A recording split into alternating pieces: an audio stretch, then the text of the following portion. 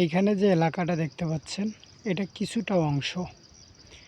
আমি যে অংশগুলো আজকে ঘুরেছি এই এলাকার, তার 0.5% এলাকা আপনাদেরকে দেখানোর চেষ্টা করব এখন। 0.5%। এটা করিমপুরের চা বাগানের একটা অংশ। এই জায়গাগুলো আরও উপরে উঠছিলাম আমি, সেখান থেকে এখন নামছি।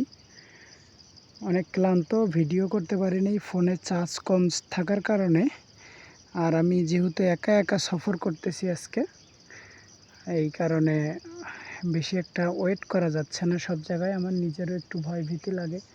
পাহাড়ে অনেক সময় অনেক রকম লোকজন থাকে, বা এখানকার যে আদিবাসীরা থাকে তাদের বাসাগুলো সবসময় বোঝা যায় না, তারা কি বলে বুঝি না, যার কারণে সেইভাবে সময় দেওয়া হচ্ছে না এই জায়গাগুলোতে। ওনাদের যতদূর চেষ্টা করতেছি ওনাদের সামন থেকে এড়িয়ে চলার জন্য। ওনারা যেদিকে কাজ করতেছে বা যেদিকে থাকছে তার আশেপাশে খুব কম যাওয়ার চেষ্টা করছি। তো সেই ক্ষেত্রে আপনাদেরকে যেটুক দেখানোর চেষ্টা করছি, আপনারা একটু দেখে বুঝতে পারবেন যে এলাকাগুলো কত সুন্দর, শুনশান, এবং এই জায়গাগুলো সব সময় ছায়া থাকে গাছগুলোর কারণে। আর চা বাগান তো এমনিতেই মধুর জায়গা, যেখানে আসলে আপনারা অবশ্যই বুঝতে পারবেন যে এখানকার ফিলিংসটা কী।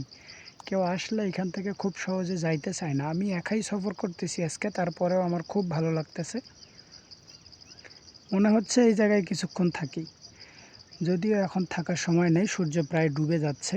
একটু পরে হইলে আমার নিজের জন্যই বিপজ্জনক, যেহেতু আমি আজকে একা।